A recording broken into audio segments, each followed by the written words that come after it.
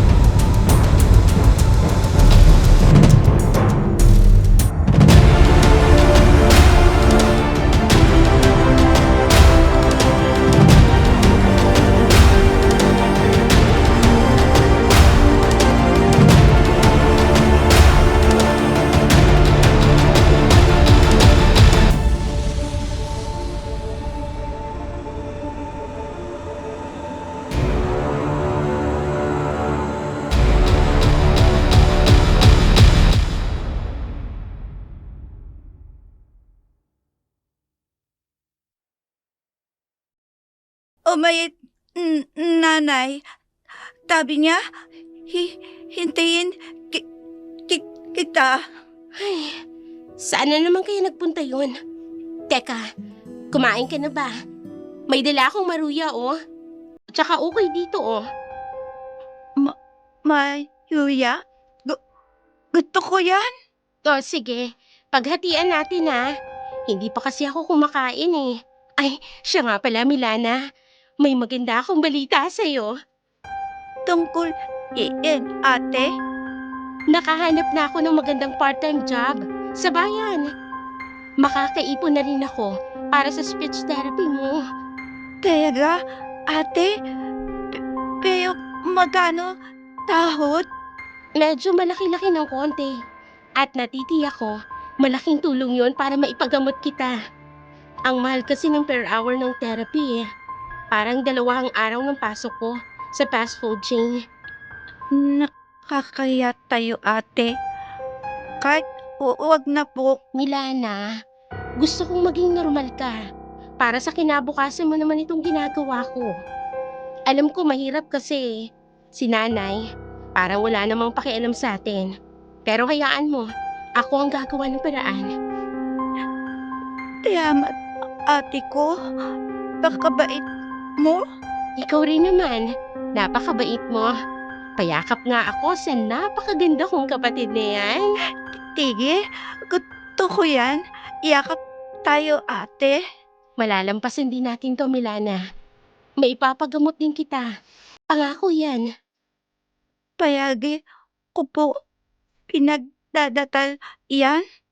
At matutupad ang lahat ng dasal mo dahil gagawa si ate ng paraan para makapag-therapy ka, ha? Tiyamat, ate ko.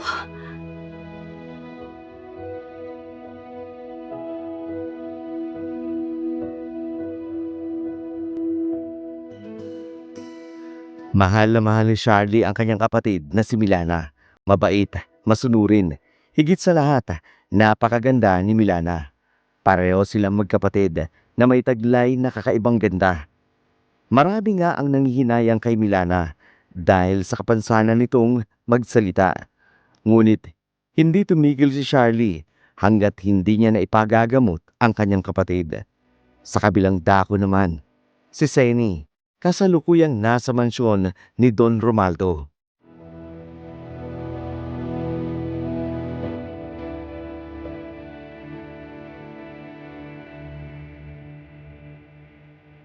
Don Romualdo naman, bigyan mo naman ako kahit konting palugit lang. Pangako, magbabayad ako sa'yo. Nakailang pangako ka na napapako.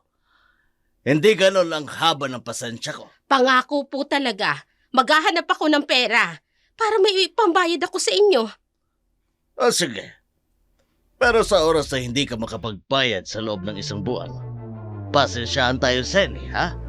Alam mo naman siguro kung paano ako magamit. Hindi Ay, oo naman, Don Romualdo. Naku, maraming salamat po talaga. Nangangako po talaga ako. Magbabayad na po ako sa iyo, Pexman yan. nangako ka na, nag-Bexman ka pa. Ha! Huwag ka puro pangako. Gawin mo. Umiinit ang ulo ko sa Ay, oo nga po. Gagawin ko nga po yun. O kung ganang umalis ka na dito sa pamamahay ko, bago pa magbago ang isip ko. Oo, Don Romualdo. Aalis na po ako. Maraming salamat po ulit. Ganon ang reaksyon ng may mga utak.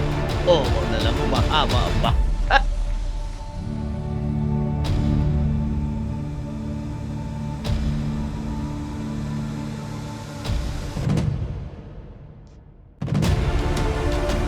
Matapos makipag-usap kay Don Romaldo, agad nang umalis si Seni sa mansyon ng matanda. Kilala si Don Romaldo bilang isang mayamang negosyante sa kanilang baryo. Halos kalahati ng lupain doon pagmamay-ari ng Biyodong Don. Pagka-uwi ni Seni sa kanilang bahay, naabutan niya ang kanyang panganay na si Charlie na abala sa pag-aayos ng mga gamit.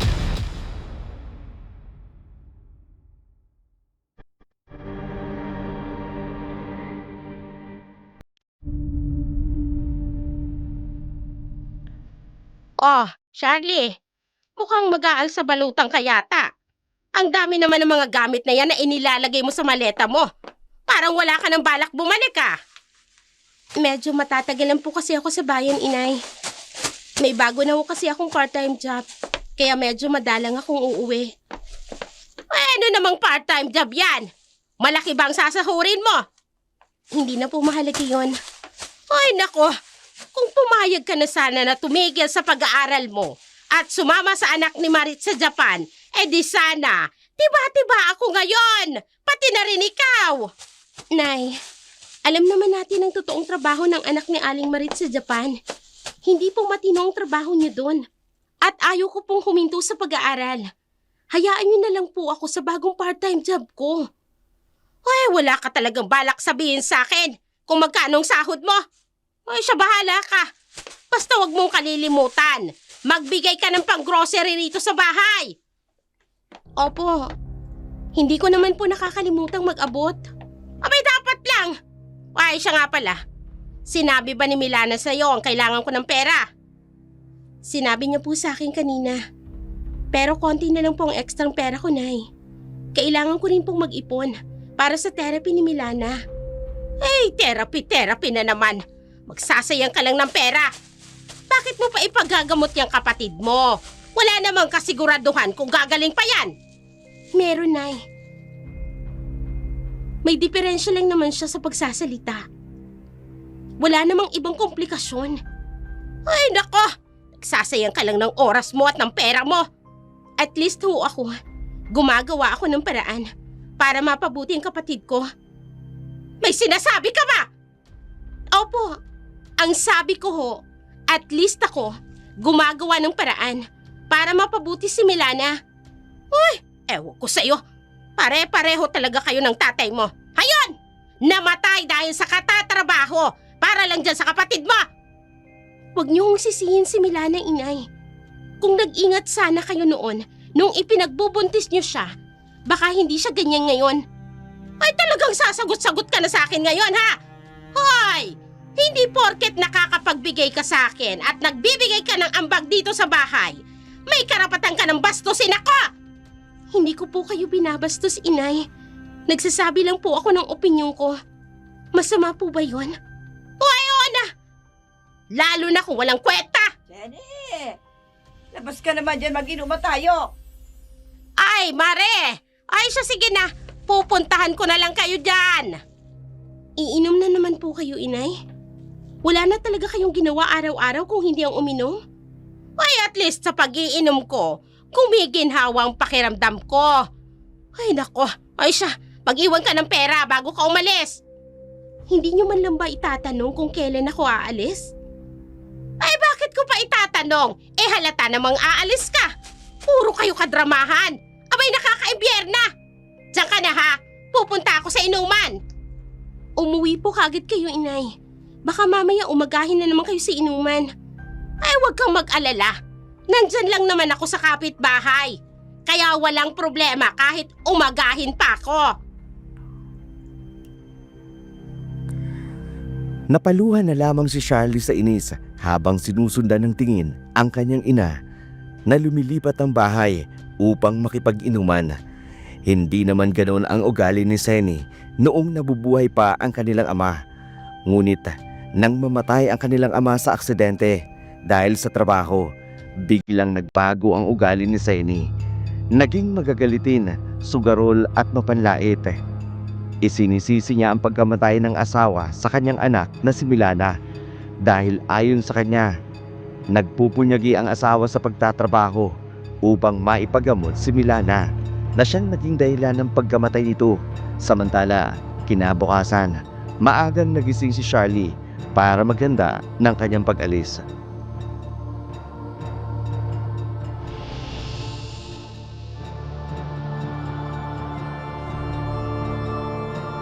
Ate? Ay, ka na?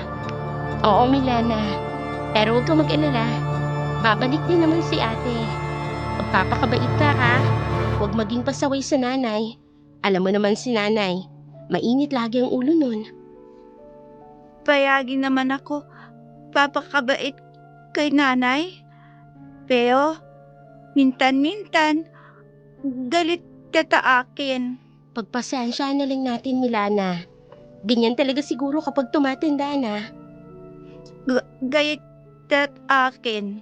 Kate, tinititi niya. Milana, hindi mo kasalanan yun.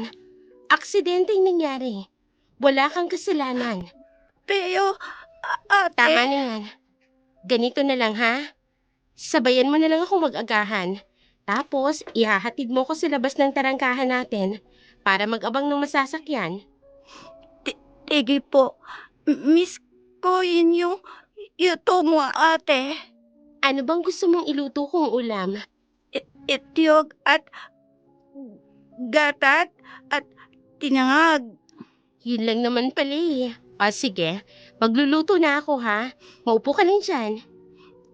Totoo yung nako tayo, ate. Wag na. Kaya na ni ate to. Tige, ate ko, ikaw po, baya, uupo ako dito. Sige, maupo ka lang dyan. Mabilis lang to. Napangiti si Charlie habang pinagmamasdan ang kanyang kapatid na si Milana. 17 taong gulang pa lamang si Milana, ngunit sa kanyang ikinikilos, napaka-inosente pa rin. Napakabait kasi nito at malapit din siya sa kanilang ama, isang bagay na labis niyang ikinalungkot nang mawala ang kanilang tatay. Pagkatapos silang kumain ng agahan, sinamahan siya ni Milana na mag-abang ng tricycle. Pagkaalis ni Charlie, bumalik na rin si Milana sa loob ng kanilang bahay. Baka sa kanyang mukha ang lungkot na siya namang bumungad kay Senny.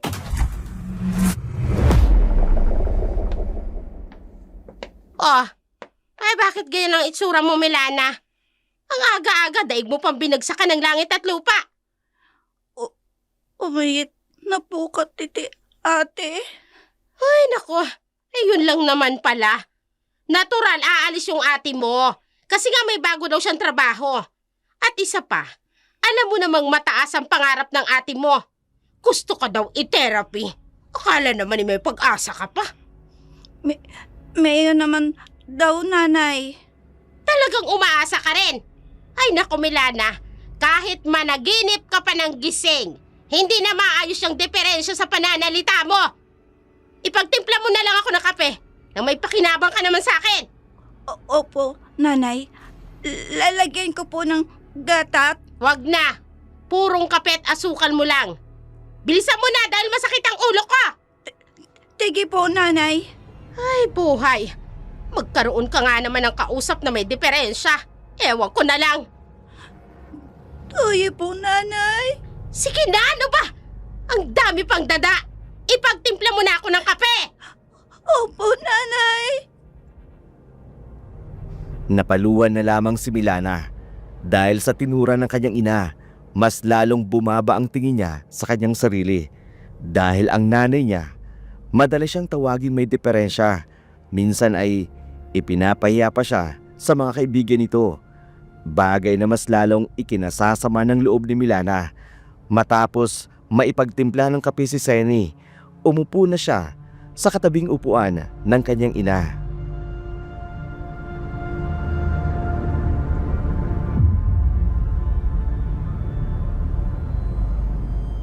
Oh, bakit naupo ka riyan sa katapat ng upuan ko? Gusto ko po, kate, manood ng TV. Katama ka po, nanay. Ayokong manood ng teleserye ngayon dahil ang papangit. Puro na lang agawan ng asawang tema. Kaya pwede ba, pumunta ka na lang doon sa labas. Diligan mo yung mga pananim doon. Magbunot ka na rin ng ligaw na damo. Sige po, Pwede nanay. ba, Milana? Kapag narito ako sa bahay, huwag mo kong iistorbohin. Mas lalo akong naiinis kapag naririnig ko yung pagiging bulol at utal-utal mong magsalita. Tuyo po, nanay.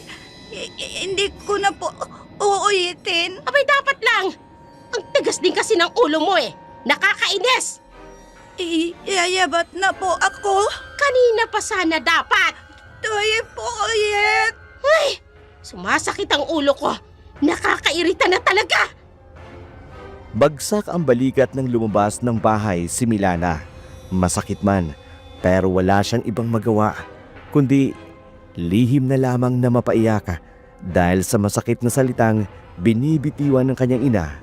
Samantala, si Charlie naman, nakarating na kung saan siya magtatrabaho para sa kanyang part-time job.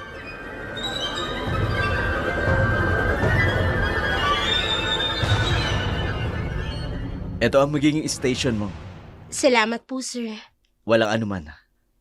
Nakita ko na rin pala ang class schedule kaya ako na mag-a-adjust ng shift mo dito sa store para hindi ka mahirapan. Talaga po? Naku, maraming salamat po talaga. Don't worry. Katulad mo rin ako nung working student ako kaya alam ko ang struggle mo. Naku, sir. Hindi naman po sa nagpapaawa ako.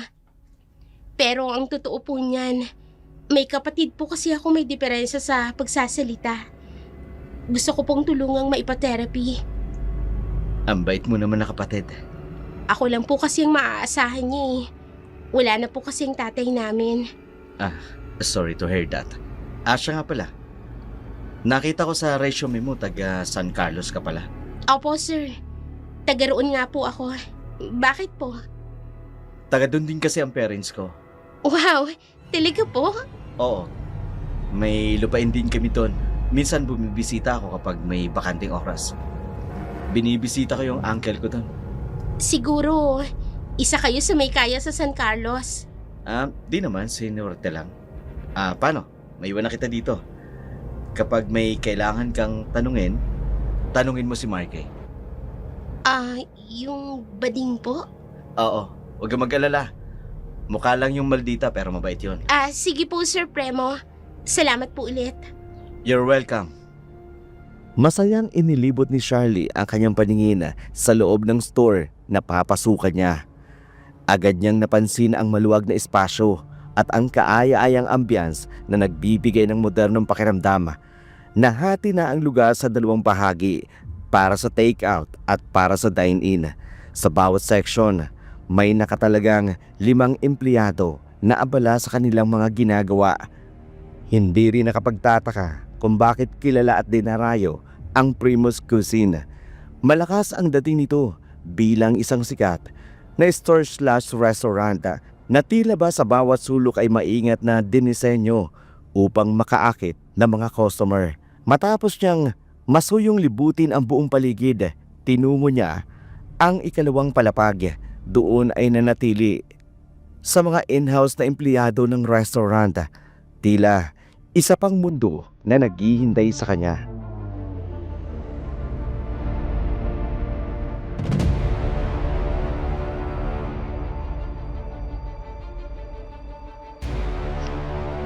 Hi! Ikaw si Charlie, di ba? Bagong saucier namin? Ako nga. Ikaw si Marky, di ba? Yes. Ako ang pastry chef dito sa Primo Cuisine. Welcome to the team, Charlie. Salamat. Natutuwa nga ako kasi ang bait ni Sir. Kasi tinanggap niya ako kahit part-time lang ako. Mabait talaga yun, lalo na sa mga estudyante katulad ko. Huwag kang mag-alala, tutulungan kita sa kusina. Buti kasi ako, kaya alam ko ang lahat from cold to hot kitchen. Salamat, Marky. Isang tip tayo dito kaya dapat lang magtulungan tayo. Sige, pasok ka na sa kwarto mo para makapag-ayos ka na at makapagpahinga ka na. Sige, salamat. Kita na lang tayo mamaya. Okay. Masayang pumasok si Charlie sa loob ng kanyang silid. Bagamat medyo maliit ito, hindi niya maiwasang mapangiti. May isang ceiling fan na dahan-dahang umiikot, isang maliit na bedside table at isang double deck na kama. Napansin niya ang ilang gamit na nakapatong sa itaas na bahagi ng kanyang kama, kaya't naisip nitong okupado na iyon. Kaya naman, naupo na siya sa bakanting kama sa ibaba. Habang humihinga ng malalim, tila dama niya ang panibagong simula. Kinuha niya ang kanyang cellphone, agad na tinawagan ang kanyang kapatid, sabik na maibahagi ang kanyang karanasan.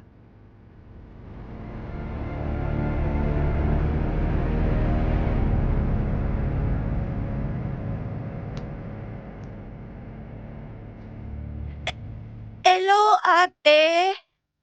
Milana, mabuti naman at sinagot mo ang tawag ko.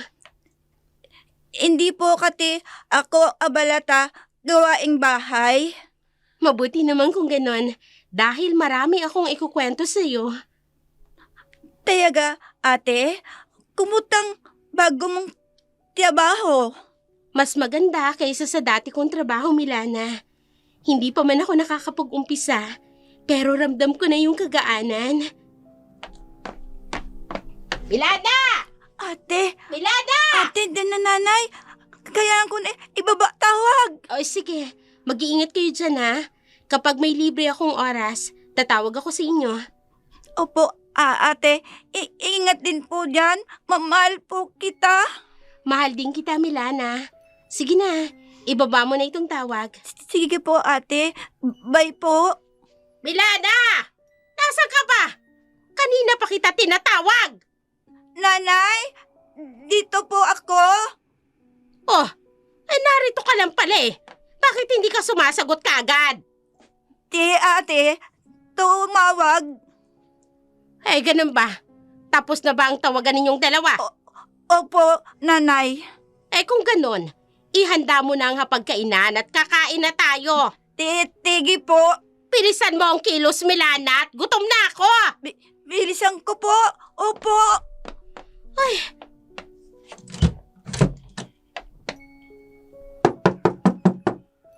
Ano na naman ba yan? Ganitong oras may distorbo pa din. Hoy!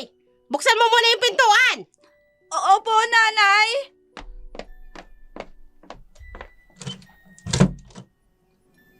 Mabuti naman binuksan mo ang pintuan, Sinaida. Akala ko pagtataguan mo na naman ako. Sino po kayo? Ha? Milana! Sino yan? Hindi ko po kilala, nanay. Ay, sino ba kasing... Ha? Don Romualdo. Ay, Mabuti naman at nakikilala mo pa ako. Don Romualdo. Paano ko naman ho kayo makakalimutan? Imposible naman ho yata yun. Hindi imposible yon, Sally. Yun kasi ang sakit ng mga taong maraming utang. Nagkakaroon sila ng sakit na kalima. Ay, Don Romualdo talaga, oo. Ay, pasok na po muna kayo. Milana, ikuha mo ng malamig na inumin si Don Romualdo. Padali ka. Opo, nanay. Ay, umupo po muna kayo. Naku, pasensya na po kayo. Medyo may kaliitan itong bahay namin, kaya medyo maalinsangan ho sa pakiramdam. Sinaida, hindi mo naman nabanggit sa akin may ubod ka palang gandang anak.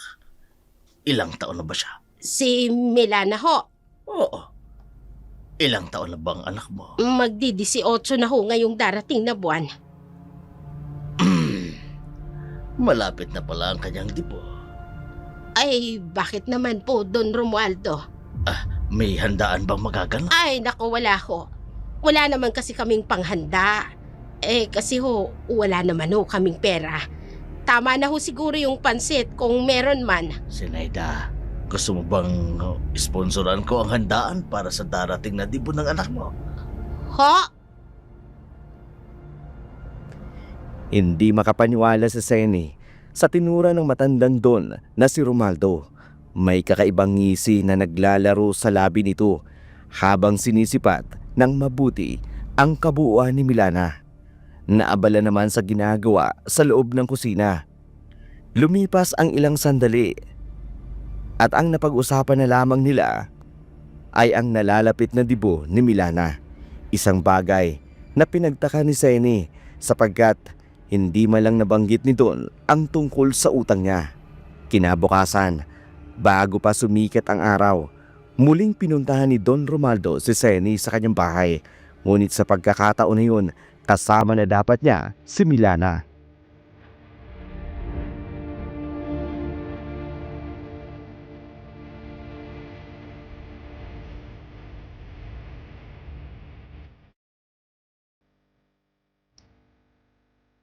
May nakalimutan ho ba kayong sabihin sa akin kahapon, Don Romualdo?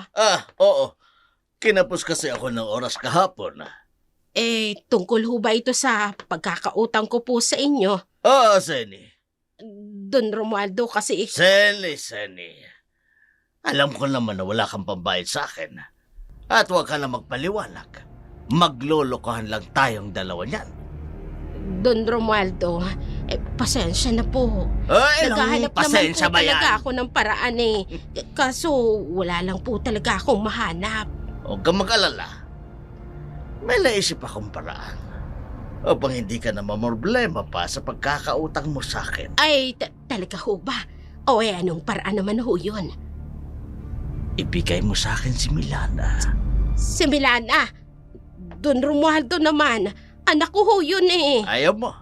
Madali lang naman akong kausap. Pwede kitang idemanda at sisiguraduhin ko makukulong Don ka. Romualdo, wag naman pong ganon. Pero bakit naman po si Milana ang natipuhan ninyo? Meron pa po akong isang panganay na anak. Yun ho, wala pong diferensya yun. Kilala ko ang pangalan mo, Seni. Aaminin ko. Napakaganda rin niya. Pero kasi kumbaga, kung sa puno ugatan na yun. Marunong na yun mga tuwiran at lumalapan. Pero itong si Milal, hilaw at kaya-kaya pang manipulahin. Pero mahihirapan po kayo sa kanya. Kasi nga po may diferensya po sa pananalita. Hindi mo na problema yun, Seni. Mas gusto ko nga yun Tikom lang parati ang bibig niya. O ano? Pumapayag ka ba? Hindi nyo na ho ba ako sisingilin sa pagkakautang ko? Hindi na. Bibigyan pa kita ng pera buwan-buwan. pera ho. Oo, Buwan-buwan. Ano? Paya? Deal or no deal? Ay, Ano? hindi. Ano? Hindi pa ho ba? Grasya na ho yung lumalapit. Syempre naman po. Gusto ko po Sene, yun. Yan ang gusto ko sa'yo. Opo, buwan-buwan po. Mukhang pera. Sa araw ding yun, iniwan ni Senny si Milana sa poder ng matandang doon. Umiiyak ang dalagita. Hindi makapaniwalang ginawa siyang ipagpalit at iwan ng sariling ina sa kamay ng taong pinagkakautangan nito. Nanay! Huwag mo ako iiwan dito! Bayang awa niyo na! Iiwan ka na dito. Hoy, Milana, huwag kang mag-alala ha. Mas makakabuti ito sa'yo. Kaya pwede ba? Bitiwan mo na ako! Ayoko po! Tadama ako tayo, nanay! Bitiwan mo na sabi ko! Iwan mo ako! Nanay! Tutulak mo ako! Saka na nga! Ang dami-dami mong arte! Nanay! Nanay, naiigo! Dami mo kanina! Bakit mo ako benta? Nanay ko! Huwag mo nang itanong! Hoy, diyan ka na! Nanay! Huwag mo ako iiwan dito! Sinabi lang bitiwan mo ako eh! Hindi ka sasama sa akin! Maiiwan ka rito! Abay, sawang-sawa na ako sa'yo! Wala ka namang pakinabang sa akin! Wala akong anak na may diferensya sa pagsasalita na katulad mo! Huwag mo iiwan dito, Ah, huwag ka na umiyak, Milana. Wala ka na magagawa. Binenta ka na lang nanay mo sa akin. At hindi ka na rin makakalabas dito ng bahay ko. Simula sa araw na ito, dito ka na lang sa bahay ko. Dito ka na lang iikot ang buhay mo. Ayoko! Sabi ko naman kanina, wala ka na magagawa. Dahil sa akin ka na. Bayad ka na! Hindi! Ayoko! Ate ko! Ate ko! Huwag ka nang umatungal dyan! Ika nga dito sa kwarto ko! At may gagawin tayong dalawa. Dito tayo! Huwag ka nang umiyak at magpumiglas! Sumama ka na sa amin! Halika na! Ang tigas ng ulo mo!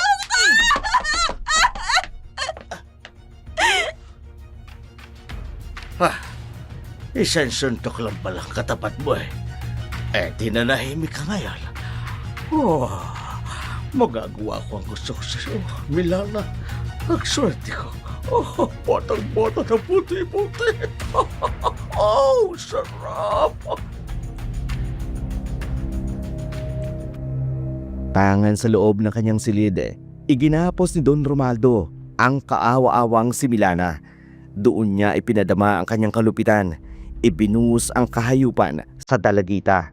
Pagkatapos ay iniwan niya itong mag-isa, bihag at sugatan, hindi lamang sa katawan, lalo na sa kalooban. Lumipas ang mga araw at nanatili si Milana sa ganong kalagayan. Kahit anong paraan ang gawin niya upang makatakas, hindi siya makawala sa mapang-abusong kamay ng matandang Don. Samantala, dumating ang araw ng kanyang kaarawan, kaya naman tumawag ang kanyang ating si Charlie.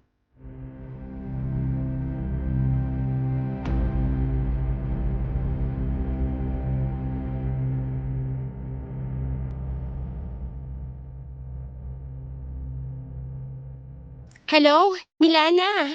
Happy birthday, Bunso! Charlie. Nay, bakit kayo pong sumagot? Nasaan po si Milana? Ha? Ay, ano kasi? Inutusan kong bumili sa tindahan. Kaya akong sumagot ng tawag mo. Ganun ho ba, Nay? 18th birthday po ngayon ni Milana. Maganda naman po kayo kahit pansit lang. Hindi po kasi ako makakauwi dyan. Busy kasi ako sa klase at sa trabaho ko. Ay, kahit huwag ka na munang umuwi. Ayos lang naman kami rito. Magpapadala po ako ng konting pera, Nay. Para may pambili po kayo ng cake. Ay, wag na. Ako nang bahala. Talaga po? Kayo ang bibili ng cake ni Milana? Oo.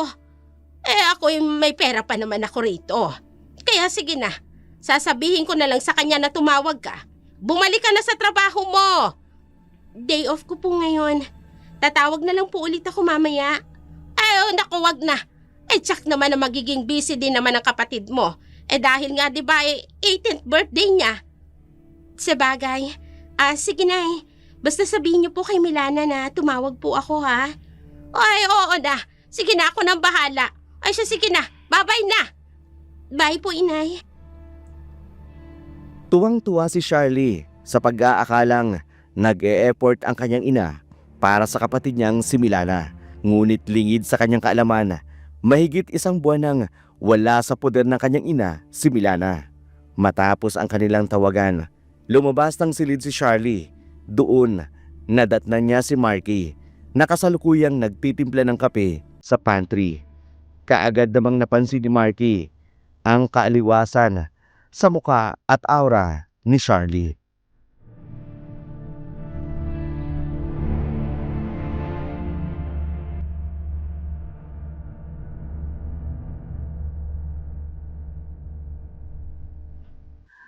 Mukhang masaya ka yata ngayon, oh.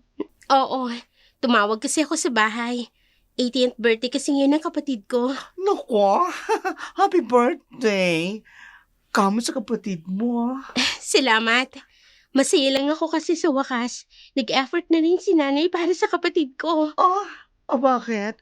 Di ba, nag-e-effort naman talaga ang mga nanay natin tuwing birthday natin? Ibahin mo yung nanay ko. Okay. May family problem kayo, no? Oo pero tingin ko, magiging maayos na kami ngayon. Sayang nga, hindi ako makakauwi.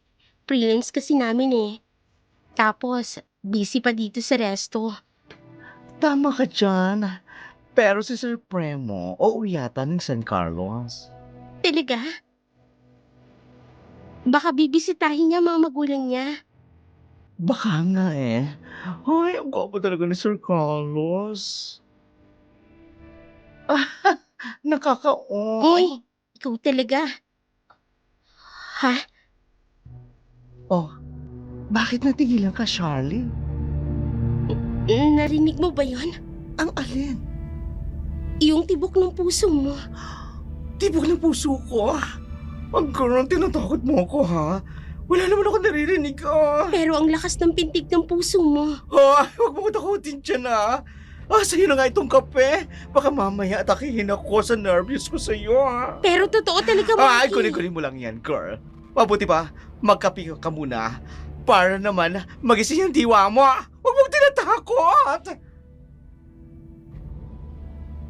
Labis ang pagtataka ni Charlie sapagkat tiyak siyang narinig niya ang malakas na tibok ng puso ni Marky. Ganun pa man, pinili na lamang niyang magkibit balikata. Inisip na marahil guni-guni niya lamang ang kanyang narinig. Lumipas ang maghapon. Isang text lamang ang natanggap niya mula sa numero ni Milana. Nagsasabing masaya raw ito sa kanyang kaarawan. Naging panatag tuloy ang loob ni Charlie. Naniniwalang nasa mabuting kalagayan ang kanyang kapatid. Ngunit lingid sa kanyang kaalaman, ibang-iba ang tunay na sinapit ni Milana. Nanatili siyang bihag sa kamay ni Don Romaldo.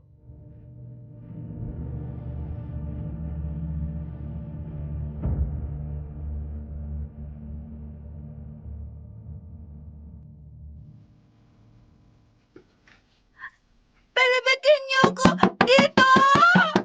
Tayo! Palabatin niyo ako dito! Lagay ka talaga ng babaeng ito. Bisek! Hey! Sa oras na hindi ka tumahimik dyan, bubusa lang kaya bibig mo! Awa mo na!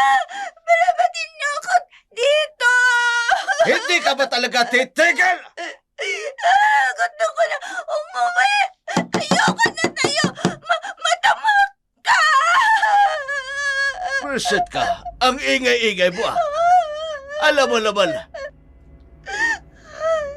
ang mabuti mong gawin dyan sa loob, maligo ka dahil tatabi ako sa'yo mamaya pag tulog na. Awa mo na! Ayoko na! Ayoko na! Wala ka na magagawa, Milana, dahil bayad ka na. Ebelenta ka na sa akin na mukhang pera mong ina. Wala ba din mo ako dito? Sino naman kaya ang istorbong ito? Hoy, Milana! Huwag na huwag ka magkakamaling lumika ng ingay dyan!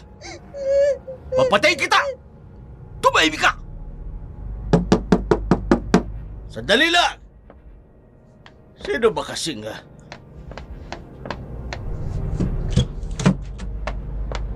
Don Romualdo, magandang araw po sa inyo. Oh, ano ginagawa mo dito sa bahay ko? Maniningil lang ho ng bayad nyo sa akin, Don Romualdo. Oo nga pala.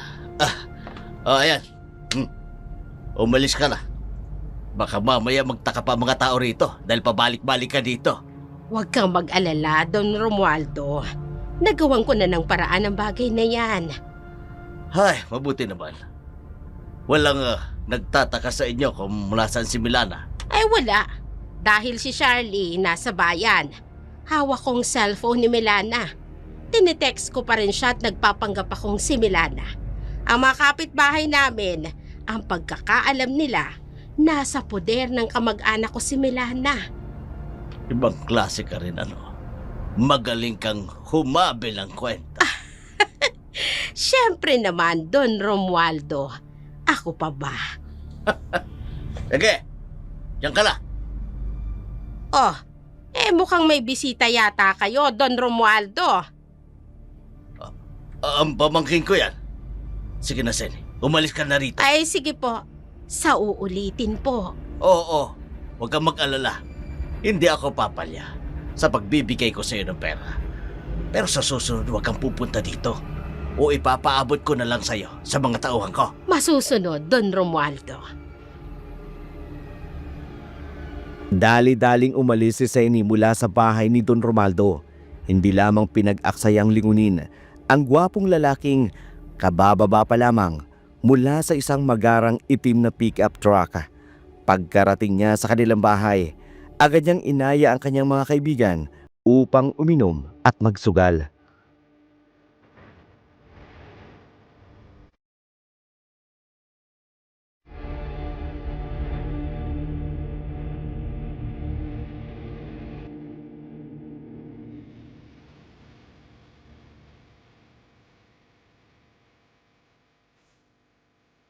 Makang marami kang pera, Shene, ha? Ay, syempre.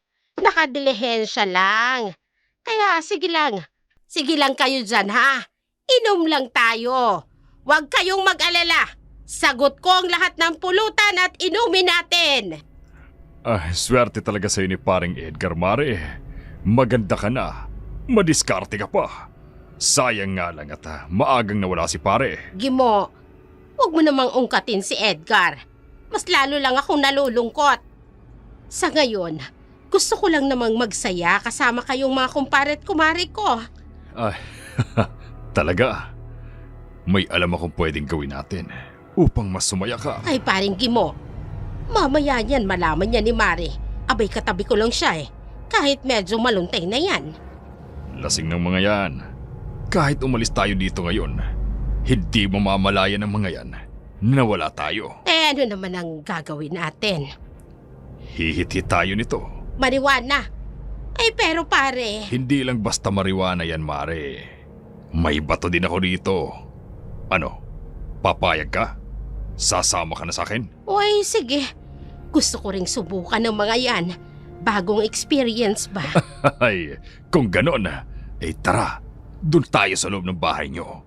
Para walang istorbo. Ay di sige. Tayo na.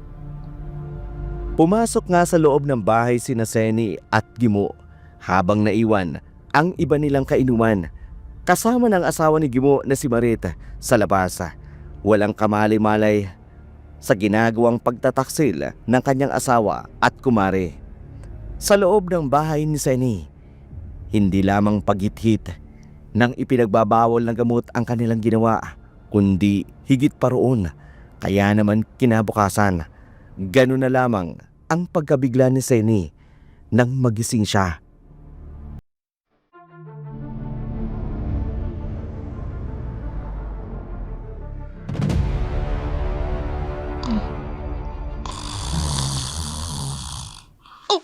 Ano? Hoy, Gimo! Kimo, gumising ka riyan! Hoy! Ba, tutulog yung tao Umaga eh. na! Totoo pala lahat. Akala ko'y nananaginip lang ako kagabi. May nangyari sa atin. Hindi ka na nanaginip. Totoo ang lahat ng yun. Sarap na sarap ka pa nga eh. Ay, buwisit ka. Tumayo ka nga dyan. Umuwi ka na doon sa inyo. Baka mamaya, may makakita sa'yo rito. Ano ba? Huwag kang mag-alala. Tulog pa yun si Marit. Kilala ko ang asawa ko pagdating sa inuman. Hapon na yun gigising. Hindi lang yun ang inaalala ko. Paano kung may nakakita sa'yong lumabas dito sa bahay? Mga kapitbahay, ganon. Sa likod bahay ako dadaan. Huwag kang mag-alala. Halika muna rito.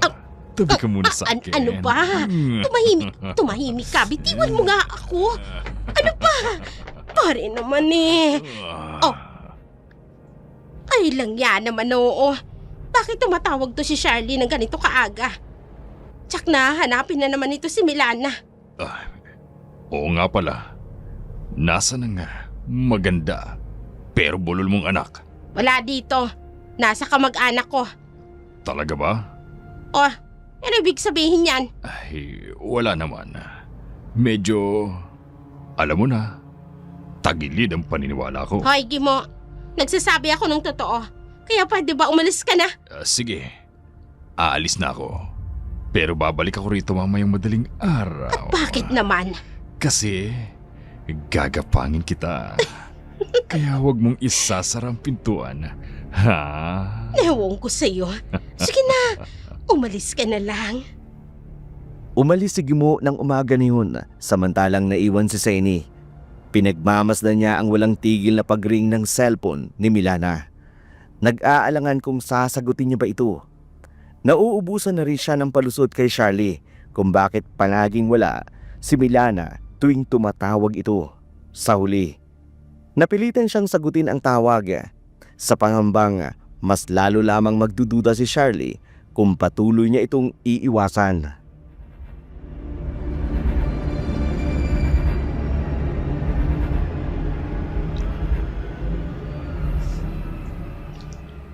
Hello? Milana? Hello, Charlie? Wala rito ang kapatid mo. Nay, bakit po nasan siya?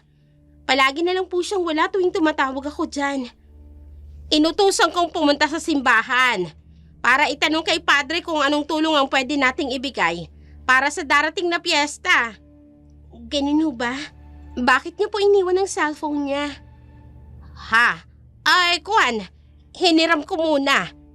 Hiniram? May cellphone naman po kayo, Nay. Ay, nasira. Pinapaayos ko sa technician kaya naki-insert na muna ako ng SIM card ko. Ay, si Milana naman, total eh. Dual SIM naman ito. Kinun po ba? Nay, sabihin niyo naman po kay Milana. Pagdating niya, tawagan niya ako.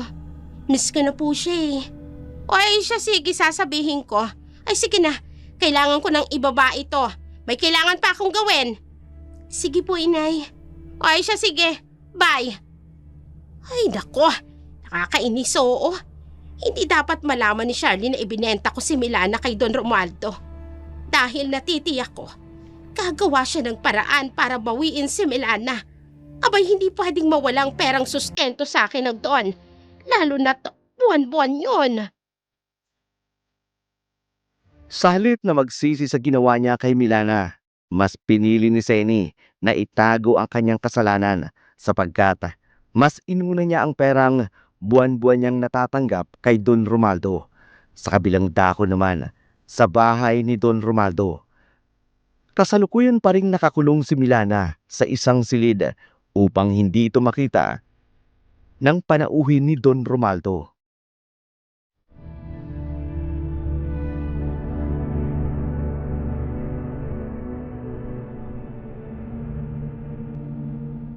Ang lawak ko talaga ng taniman yung mangga, Tito. Oo. Sayang nga lang at wala akong naging anak. Hindi ko tuloy alam kung anong gagawin ko sa malawak na lupay na ito. Tito, pwede naman kayo mag-asawa. Hindi pa naman kayo ganun katanda. 60 years old na ako, Premo. Palagay mo ba'y may papatol pa sa akin at gugusto'y magkaanak sa akin? Tsako kung meron man, pera ko lang ang habol. Kaya talaga, Tito. May matino pa naman sigurong babae sa panahon natin ngayon. Ewan ko lang, Premo. Bihira na matinong babae sa ngayon. Sa bagay, siya nga po pala, Tito, pwede ko ba kayong gawing supplier ng mga mangga? Oo naman. Mas maganda nga yun at kikita ako.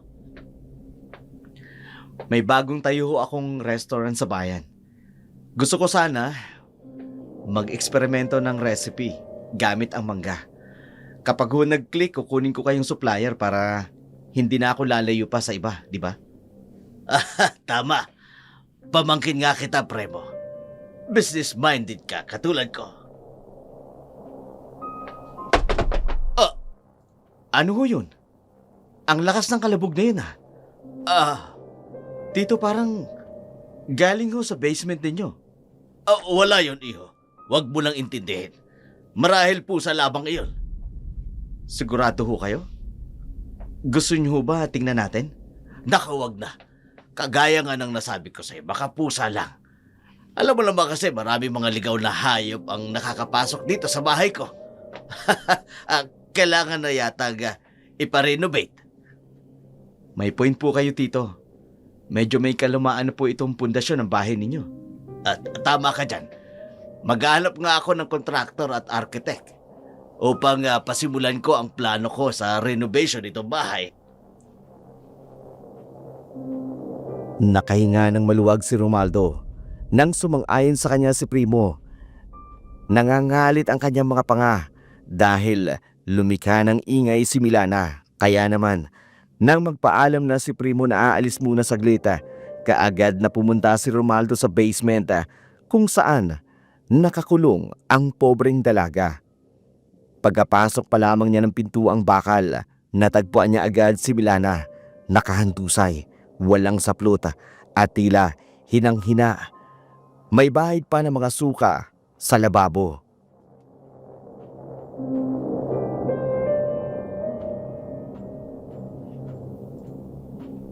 Anong nangyayari sa'yo, Milana? Tumayo ka nga dyan. Bakit lumika ka ng ingay, ha? Gusto mo ba talagang patayin kita? Nang hina ako, ako. Nakikita ko nga yung suka mo, ang baho. Tumayo ka nga dyan. Linisin mo yung kalat mo. Pati mga suka. Baho! Bayang awa mo na. Pakawayan mo na ako. Pakawayan sa'yo. Anak ka ng tokwa. Ano bang nangyayari sa'yo, babae ka, ha? At nagsusuka ka na naman. Ang lasa lang amoy ng suka mo. Linisin mo yan. Dapat mamaya kung balik ko rito, malinis na yan. At wala lang amoy malasa na yan. Bisek! Takit katawan ko. Ayoko na. Huwag kang magreklamo! Bayad ka, kaya akin ka. Ano ba ang gagawin ko sa'yo? Lalong-lalo na sa katawan mo. Wala kang magagawa. Naiintindihan mo ba? Ang tatama niyo. Pahay kayo ng nanay ko. Matama kayo. Matama na kung matama! Huwag kang magdrama dyan. Lilisin mo ng latang kalat na yan. Nabibisit na ako. Tulungan mo ako. Kahit anong gawin mo pag iyak, walang makatutulong sa'yo. Kahit pag-ati mo. Kaya gawin mo na lahat ang sinasabi ko. Kung ayaw mong masaktan. Panginoon, tulungan mo po ako. Hindi ka tutulungan dahil hindi mo masabit ang maayos! Impit na umiyak si Milana. Ngunit kahit hinang-hina, pilit niyang nililinis ang mga pinagsukahan niya. Hindi niya maintindihan ang mga pangyayari nitong mga nagdaang araw. Bigla-bigla na lamang siyang nakararamdam ng pagsusuka at pagkahilo. Naisip niya marahil dahil walang pahinga ang kanyang katawan dulot ng paulit-ulit na pang-aabuso ni Don Romaldo. Samantala, si Seni naman patuloy na nalululong sa ipinagbabawal na gamot kasama si Gimo.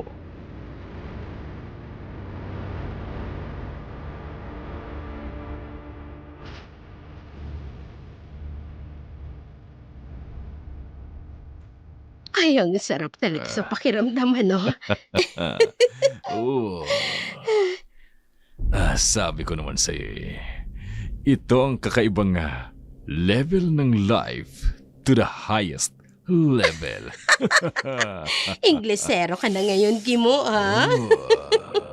Napapanood ko lang yan sa TV. Courtesy of Manoy Eddie Garcia. Ay, parang hindi naman nag-i-English madalas yun sa mga pelikula niya.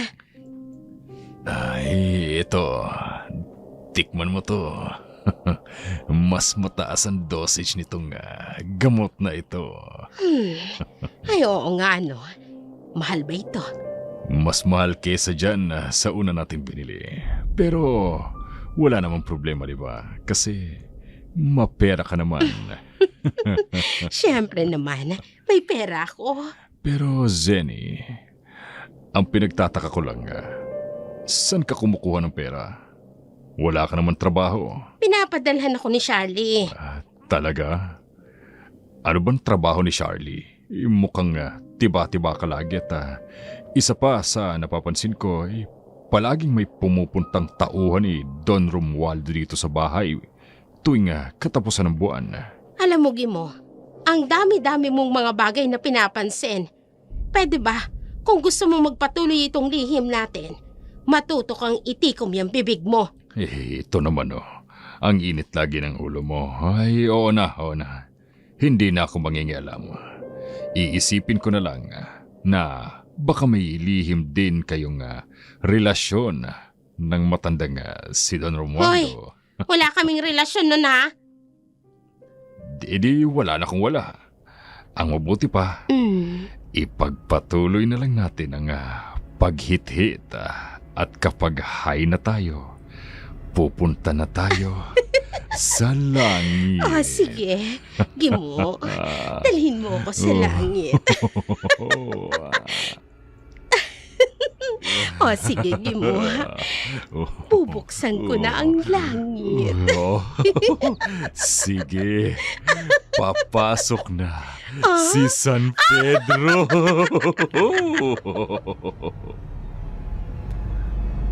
Nagpatuloy sa paggamit ng ipinagbabawal na gamot sina Gimo at Senny. Matapos ito, muli na naman nilang isinasagawa ang kanilang kataksilan. Naging ganito na ang nakagawian ng dalawa. Halos lahat ng perang nakukuha ni Senny mula kay Don Romualdo, nauubos lamang sa sugal, alak at droga. Labis naman natuwa si Gimo dahil bukod sa libre na siya sa bisyo, malaya pa siyang nakikipagsiping kay Senny. Samantala, sa bahay naman ni Don Romualdo, patuloy pa rin nagdurusa si Milana sa walang katapusang kalbaryong kanyang dinaranas.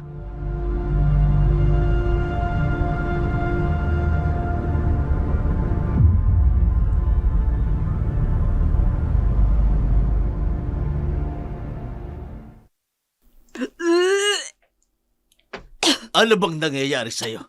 Bakit panay ang suka mo? Hindi ko alam. Ay, pisit naman oo. Paano ako gaganahan yan kung anlansa ng amoy mo? Teka, anong amoy yan? Parang patay na daga. Teka, bakit maraming patay na daga dito? Bakit ganyan ang itsura nila? Gusto ko na malit dito. Pakawayan mo ako. Tumahimik ka ga! Ayoko na dito. Hindi kita pakakawalan dahil bayad ka ga! Ibinenta ka na sa akin ng nanay mo. Kaya makinig ka sa akin. Hindi ka pwedeng umalis sa poder ko! Hindi pwede, ha? O ano, ha? Natiwan mo. Pag ako tuluyan ng galit sa'yo, ha? Hindi lang sakal ang aabutin mo sa akin, Milana! Awa mo. Nagpupumiglas ka pang walang hiya ka, ha? Kinalmot mo ang braso ka! Ang sakit! Nampil mo ko! Yan ang bagay sa'yo. Tingnan mo ang ginawa mo sa akin. Kinalmot mo kung nagsugatan akong beses kang babae ka! Tito! Nasaan po ba kayo? Narito si Prema. Hindi ka dito babae ka. Dito! Tawan mo to! Para hindi ka makagawa ng ingay. Bubusalan ko yung bibig mo. Doon tayo sa baba. Hindi ka dyan dapat makita. At para hindi ka makagala, itatali ko yung paa mo. Ayan. Dito ka lang. Ha? Huwag ka na magpumiglas. Walang pwedeng makaalam na nandito ka sa bahay ko. Ayan. Sige. Babayad ka ta! Ginawa mo tutakin! Hindi man ngayon! Pero maniningil ako ng kabayaran ng pagkakatala mo takin! Manahimik ka na lang. Wala ka nang magagawa pa, Milana. Dahil akin ka na. Mariing itinali ni Don Romaldo ang kamay ni Milana at isinaksak ang busal sa kanyang bibig.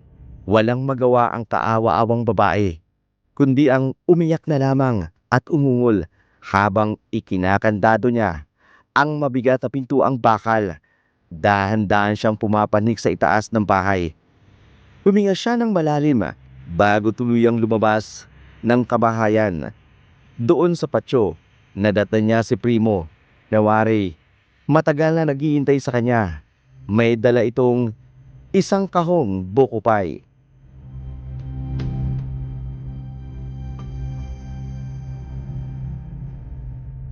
Tito, kanina ko pa kayo tinatawag. Gusto ko sanang pumasok sa loob eh. Pasensya ka na, Primo.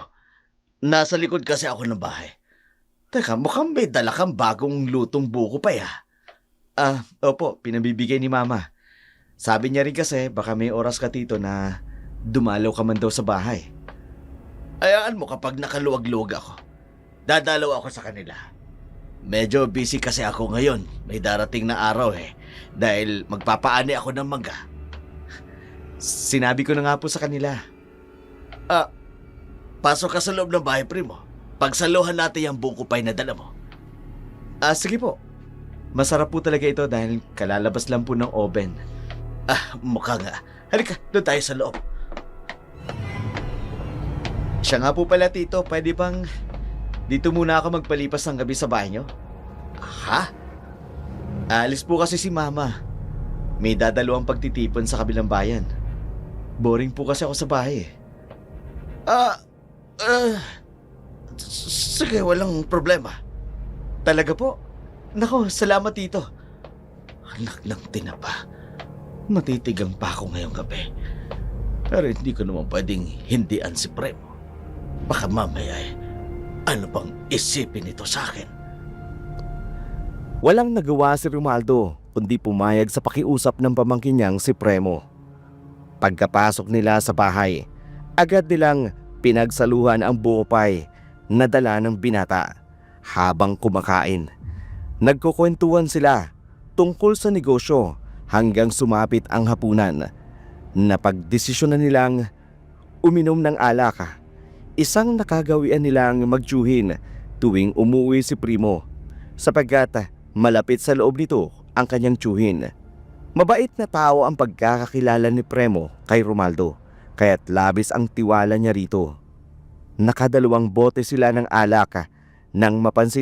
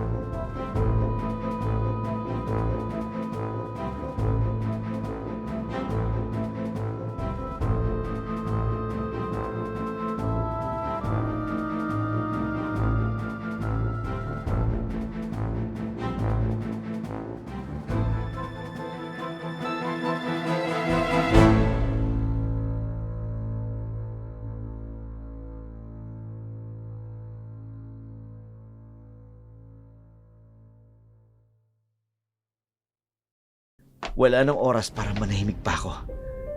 Sa itaas, baka kung anong nangyayari sa taong nasa loob. Ang mabuti pa, sirain ko na lamang ang kandadong ito. Sirain ko ng ganito. Yan, bumukas na.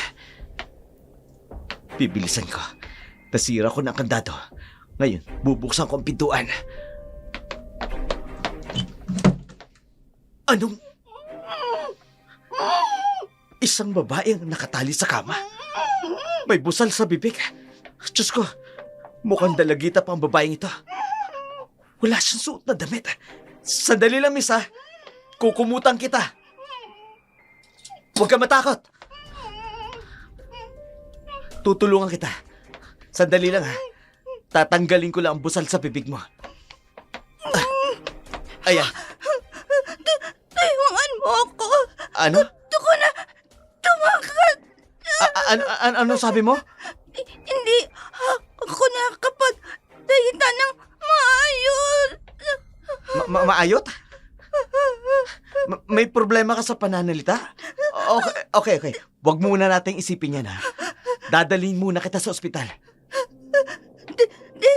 Don Romualdo, takot ako kanya. Ginahata niya ako. Anong sinabi mo? Ginagahasa ka ni Tito? Oo. Diyos ko, kung totoo man ang sinasabi mong yan, miss, hindi ako makapaniwalang magagawa ni Tito ang bagay na yan. Tulungan mo ako. Oo, tutulungan kita. Halika, aalalayan kita. Dahan-dahan lang, ha?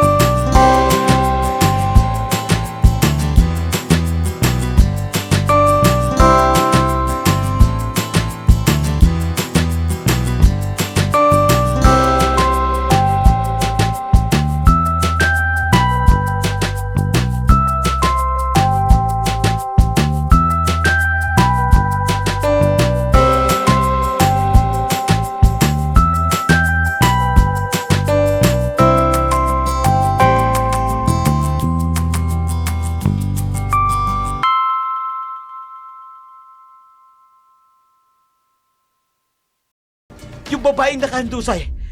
Tila wala siya malay. Miss! Tulungan mo ko, Prema! Tulungan mo ko! Oh, Diyos ko, sino bang uunahin ko sa inyong dalawa? Kailangan ko makahingi ng tulong. Dapat dalhin ko silang pareho sa ospital.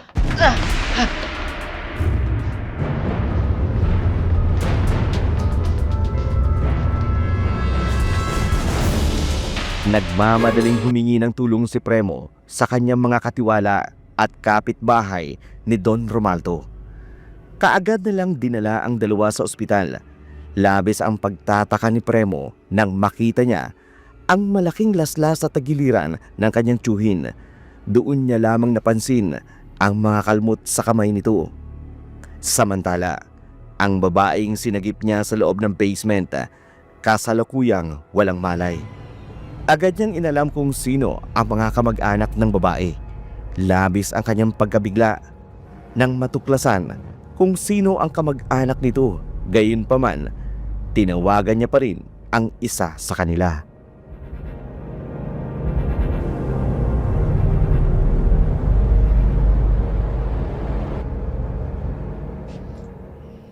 Hello? Sir, napatawag po kayo. Charlie, Bakit po, sir? pwede ka bang umuwi ng San Carlos?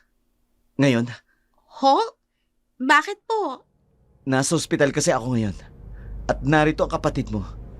Dinala ko siya sa ospital. Ano ho? Si Milana? Paano nangyari yun? Mahabang kwento. Pero please, kung maaari bumiyahe ka papunta rito. Kailangan kita rito. Lalong-lalo ng kapatid mo.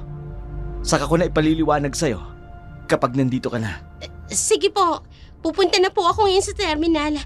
Hintayin niyo po ako dyan. Sir, marami kang dapat ipaliwanag sa akin. Sige, hihintayin kita. Nanghihina at nagmamadaling mag-ayos si Charlie. Paalis na siya. Halos takbuin ang terminal ng jeep patungong San Carlos.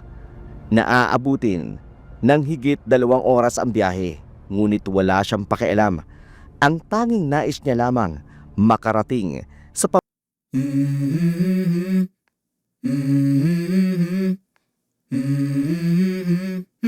Let's go. I wake up to a little bit of drool on my pillow, feel like it's gonna be a bad day. Yeah, I'm tired of shit, and the coffee ain't hit yet, damn, ain't that great. I don't wanna go to work, cause my boss is a jerk, and I'm not even that paid. I need a change in my life, cause I don't feel alive, and there's nothing that makes me happy. Hold my beer for a minute, I'm about to quit my job, cash in for a ticket. I'm going on a trip and I don't plan to visit. I'm gonna stay there till I feel like I'm winning, and this is just the beginning. I need a big change, help me feel like living. I need a big swing, home runs I'm hitting, and I'll never look back, moving on till I get it all.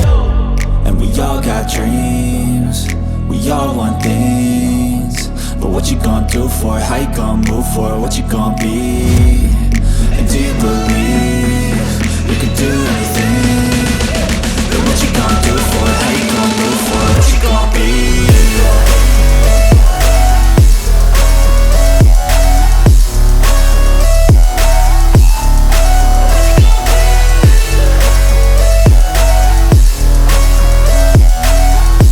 Let's go! Hey! Yeah, this is my life, my strife, my right to fight, to die on. And this is my game to play, to claim a brand new name, And I ain't gonna lie to you, I'm a bit nervous that I might screw everything up that I've ever done. But what's the point of living if you ain't having fun? I guess I'll try this, try that, might miss, gotta find what I'm good at. I guess I'll look here, look there, over where am I scared, where am I at? I gotta make it in this life, whatever makes me happy, know I'm doing things right. Sipping in the summer on a goose and Sprite, or find a nightclub for the end of the night, And we all got dreams, we all want things, but what you gonna do for it? How you gonna move for it? What you gonna be? And do you believe you can do anything? But what you gonna do for it? How you gonna move for it? What you gonna be?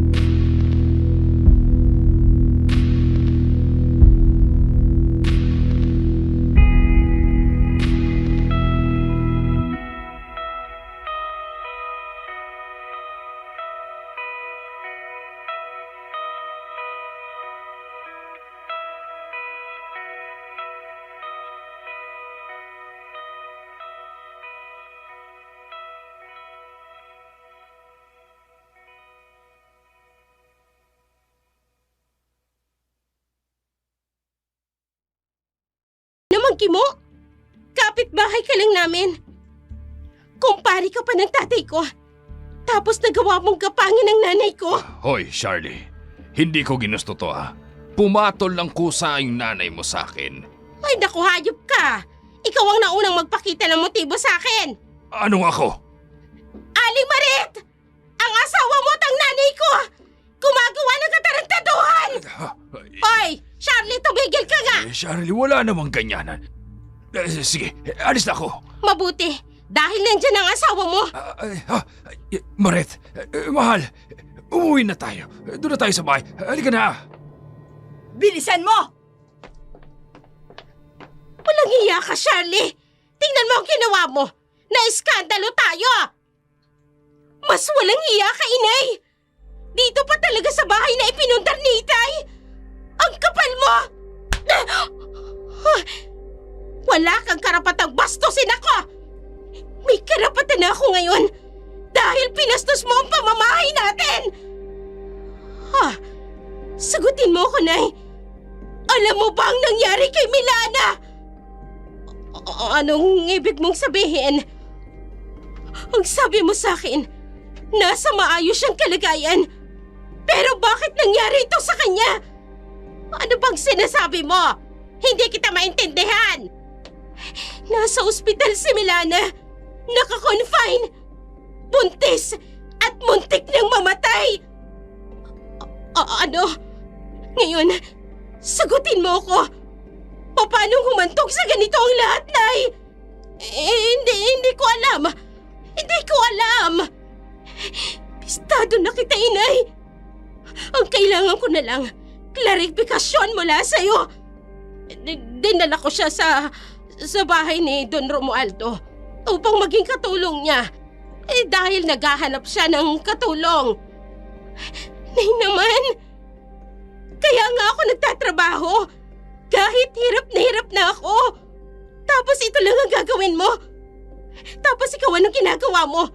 Nangangabit at nagdodroga! Ay, tama na, Charlie. Wala naman akong kasalanan. Kailangan ko ng pera. Wala na akong pangtustos dito sa bahay. Sa sarili ko. Ay, isa pa may mga utang tayo. Utang mo lang yun, ay. Dahil kinastos mo lang naman yun sa lahat ng luho mo. Tapos ngayon idinadamay mo pa ang kapatid ko? Anong klaseng ina ka? Abay, sumusobra ka na ha! Ikaw ang sumusobra, Nay! Sa oras na may mangyari kay Milana, baka makalimutan kong nanay kita! Charlie! Labis ang galit ni Charlie sa kanyang ina. Halos sabay-sabay ang mga revelasyon na kanyang natuklasan. Kaya't sa mga oras na yun, nagpasya na siyang lumabas ng kanilang bahay at muling bumalik sa ospital. Wala na siyang pakialam kahit dinig na dinig pa niya ang pag-aaway ni Marit at Gimo. Pagkarating niya sa ospital, kaagad siyang sinalubong ng nurse at nagsabing gising na raw si Milana. Agad siyang nagmadali at nagtungo sa silid nito. Milana, kapatid ko, mabuti naman at gising ka na. Ate ko? Dito ka na? Oo, narito na ako. Pasensya ka na ha. Wala ako ng mga oras na kailangan mo ng tulong ko. Akala ko kasi nasa maayos kang kalagayan sa piling ni nanay. Bibenta niya ako, ate? Pinenta ka ni nanay kay Don Romualdo? Opo. Sabi ni Don Romualdo, kapayit ako ng utang ni nanay at bibigyan pa ng peya ni Don Romualdo buwan-buwan. Hayop sila! Sinasabi ko na nga ba, magbabayad sila sa ginawa nilang yun sa'yo, Milana! Ate, bago ako nawayan ng malay, may nangyari. Bigla kong tinugot Don Romualdo. Tapos, niyat-yat ko tagiliran. Humaba. Mga kuko ko, ate. Nagkukuyay. Pula. Paningin ko. Ano? Kung ganun, ikaw ang dahilan kung bakit narito rin sa ospital ngayon si Don Romualdo. Milana, huwag mo nang isipin yun. Marahil dala lang yun ng matinding galit mo. Huwag kang mag-alala ha. Pagbabayarin natin sila sa ginawa nilang kahayupan sa iyo. Opo, ate. Hindi ako papayag na walang managot sa nangyari sa iyo, Milana. Hindi ako papayag. Sa galit ni Charlie, dahil sa nangyari, ramdam niya ang kakaibang daloy ng dugo sa kanyang kaugatan na tila ba sasabog siya sa galit, lalo na sa kanyang mga nalaman ng araw na yun. Muli siyang bumalik sa kanilang bahay. Pero ng mga oras na yun, hindi siya nag-iisang umuwi sa kanilang bahay. May kasama siyang lalaki. Gulat pa ang kanyang ina nang makita ang mga taong kasama niya.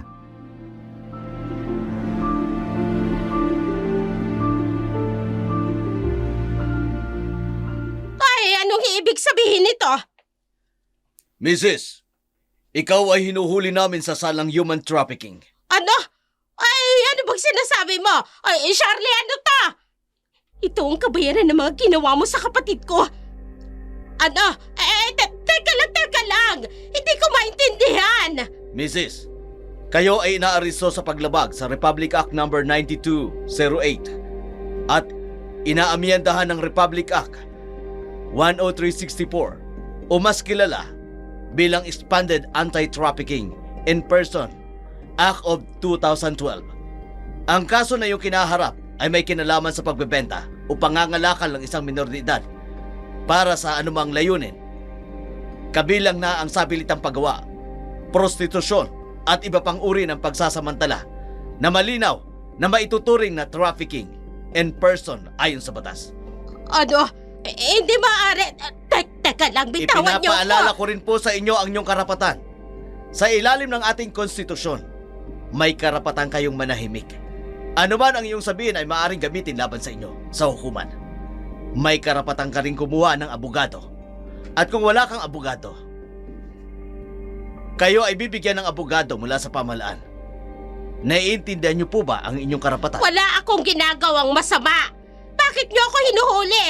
Charlie! Walang hiya ka! Nanay mo ako! At anak mo yung ibinenta mo! Sir, dalhin niyo na po siya sa presinto. Walang hiya ka talaga, Charlie! Ano ba? Bitiwan niyo nga ako! Bitiwan niyo ako! Hoy! Magbabayad ka sa ginagawa mong ito sa akin! Walang hiya ka! Wala kang kwentang anak! Walang utang na loob! Mas wala kang kwenta, inay! Paano mo nagawang ibenta ang sarili mong anak? Dugo at laman mo! Bitiwan niyo sabay ako! Ayokong sumama sa inyo! Bitiwan niyo ako! Desidido si Charlie na maipakulong ang kanyang ina. Gusto niyang pagbayaran nito ang ginawa sa kanyang kapatid. Matapos madala si Senny sa presinto, bumalik si Charlie sa ospital upang dalawin si Milana. Nasa mga oras na yun, nasa maayos na ring kalagayan. Pagkatapos pakainin si Milana, lumabas na siya mula sa ward nito. Hindi niya na namamalayan, ngunit ang kanyang mga paa dinadala patungo sa isang pribadong silid.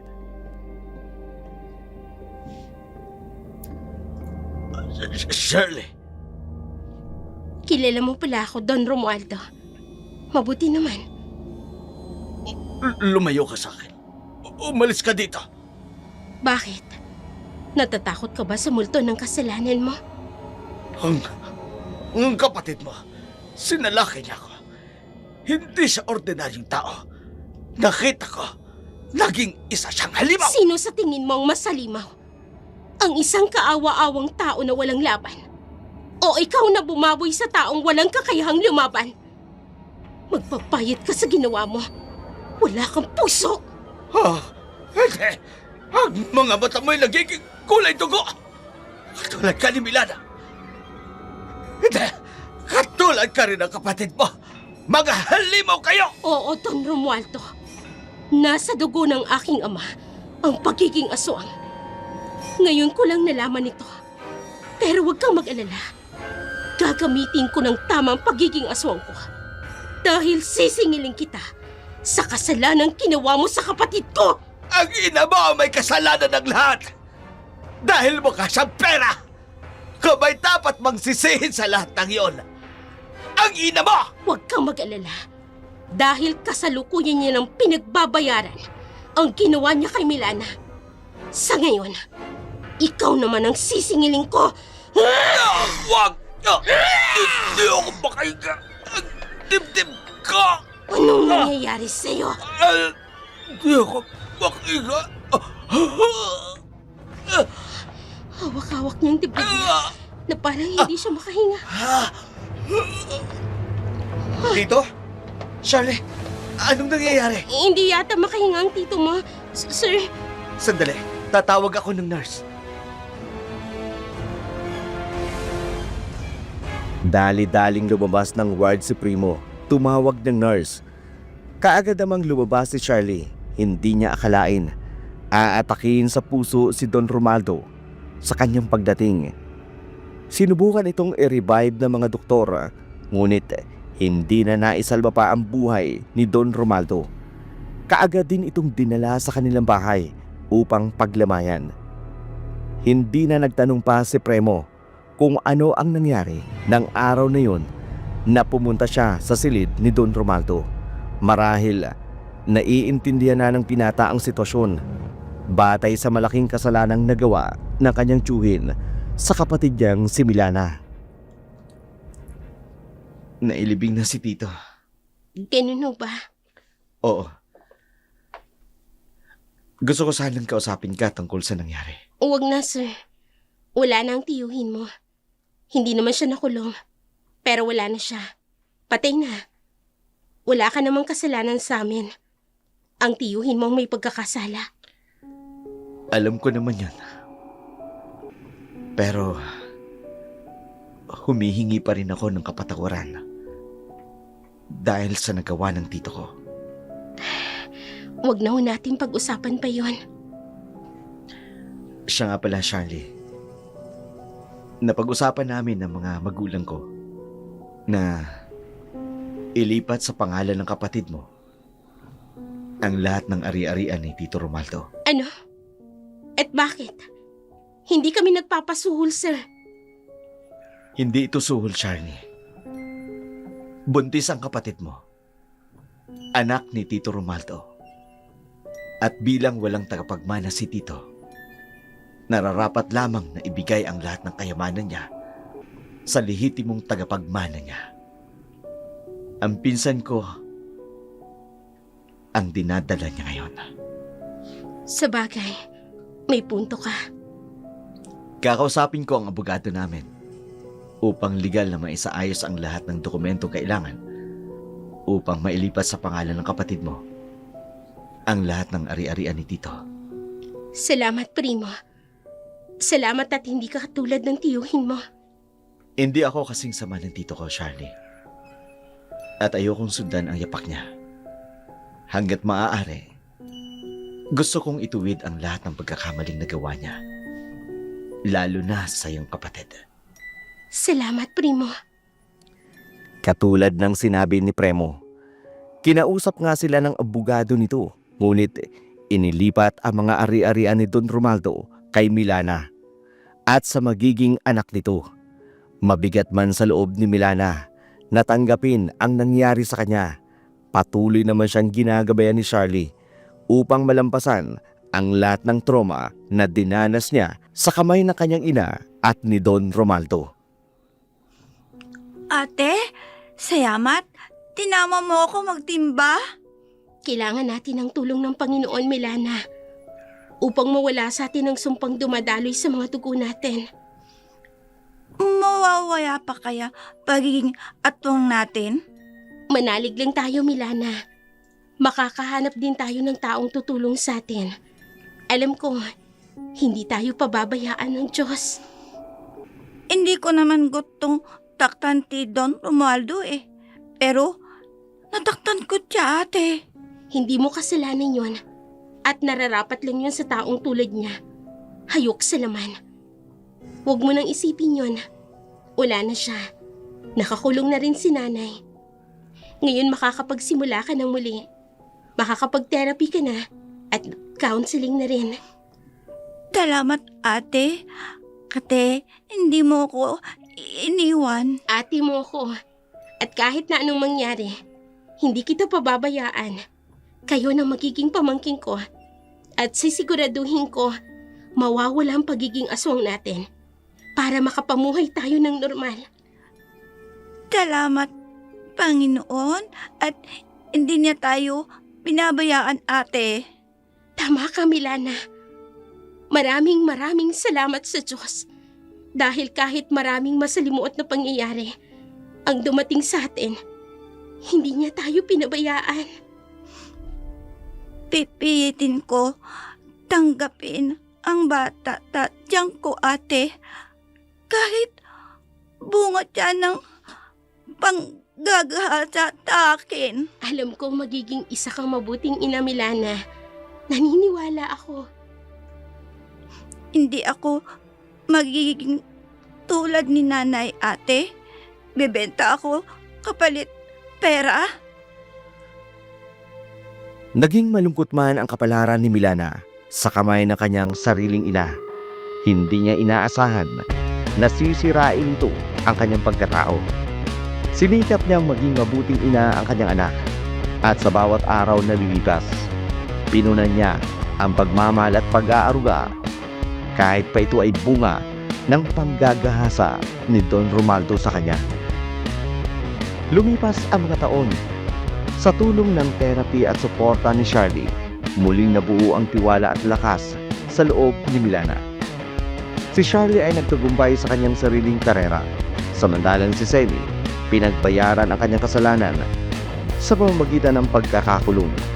Sa kabila ng lahat ng pinagdaanan, si Milana nanatiling matatag. Naging simbolo ng pag-asa. Pinatunayan na kahit gaano kasakit ang nakaraan, may kakayanan tayong bumangon at magsimulang muli. Mga kaibigan, hanggang dito na lamang po ang ating dula sa araw na ito. Kung kayo man po ay may mga kwentong nais naming isadula, maaaring ipadala sa aming Gmail account dsproduction103@gmail.com. Maraming salamat po.